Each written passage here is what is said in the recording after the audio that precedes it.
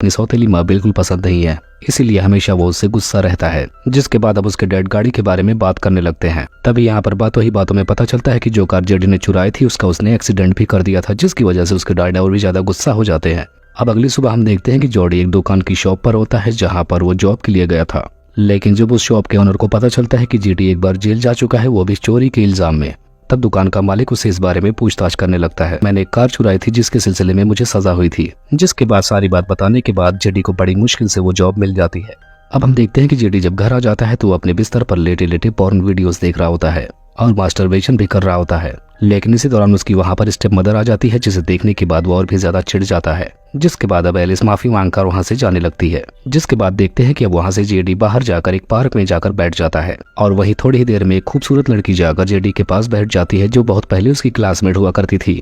और इस लड़की का नाम हम मेलिस जान पाते हैं। जिसके बाद मेलिस उससे वहां पर बातें करने लगती है, लेकिन यहाँ पर जेडी इस लड़की से भी ठीक से बात नहीं करता, जिसकी वजह से मेलिस नाराज होकर वहां से जाने लगती है।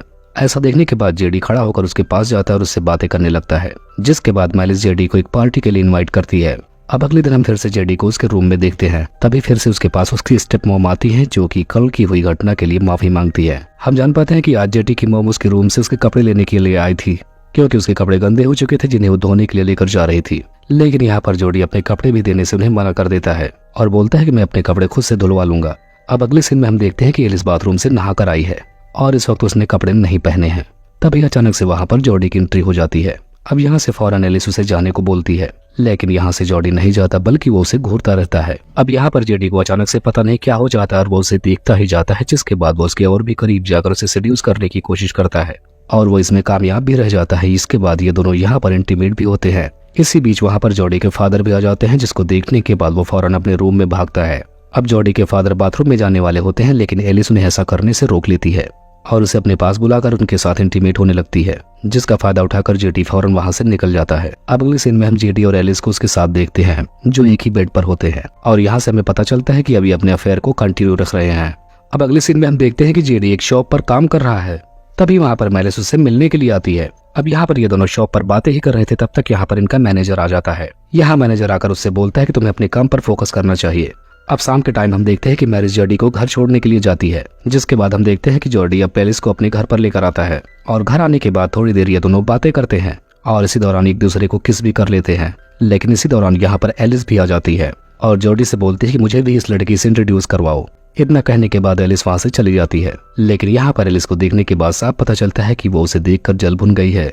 अब अगले सीन में हम जॉडी और मेलिस को झूला झूलते हुए देखते हैं। अब झूला झूलने के दौरान जेडी झूले से गिर जाता है, जिसे देखने के बाद मेलिस भी झूले से गिर जाती है। जिसके बाद ये दोनों यहाँ पर बहुत सारी मजाक मस्ती करते हैं। यहाँ पर मेलिस जेडी से पूछती है कि क्या तुम अपनी मॉम को अपनी मॉम मानते हो। तब यहाँ पर जेडी बताता है कि ऐसा कुछ भी नहीं है, बस वो मेरी स्टेप मैम है। यहाँ पर मेलिस जेडी को बताती है कि क्या तुमने ये बात नोटिस किया कि तुम्हारी मॉम हमें देखकर ऐसा लग रहा था कि जैसे कि मैंने उनसे उनका बॉयफ्रेंड चुरा लिया हो। तब यहाँ पर जेडी बोलता है कि उसके बारे में यहाँ पर बात करना सही नहीं है। जिसके बाद जेडी इस बात को यहीं पर रोक देता है। अब अगले सीन में हम देखते हैं कि जेडी के ऊपर जेडी का मालिक शॉप पर उसे चिल्ला रहा है। यहाँ पर वो बोल रहा था कि तुम अच्छे से काम नहीं कर रहे, जिसकी वजह से उसकी काफी बातें सुनने के बाद जेडी अपना काम छोड़ देता है और वहां से सीधा मेलिस के साथ अपने घर पर आ जाता है और वहां से फौरन गाड़ी से उतरकर जेडी अपना शर्ट चेंज करने के लिए जाता है। लेकिन तभी उसी दौरान वहां पर एलिस आ जाती है और यहाँ पर एलिस उसे अपने साथ रोकने के लिए कहती है, लेकिन जेडी अपनी शर्ट पहनते हुए वहां से निकल जाता है। अब अगले सीन में हम जेडी को देखते हैं, जो अपने घर पर आकर एलिस से बात करने की कोशिश कर रहा था। लेकिन इसी दौरान यहाँ पर उसके डैड भी आ जाते हैं और जेडी को मारने लगते हैं, क्योंकि एलिस ने उसके रिश्ते के बारे में सब कुछ बता दिया था। अब यहाँ पर उसके फादर उसको कुछ ज्यादा ही मारे जा रहे थे, जिसकी वजह से जेडी को गुस्सा आ जाता है, जिसके बदले में वो अपने फादर पर हाथ उठा देता है। इन सब के बीच एलिस वहां पर आकर अपने पति को वहां से लेकर चली जाती है।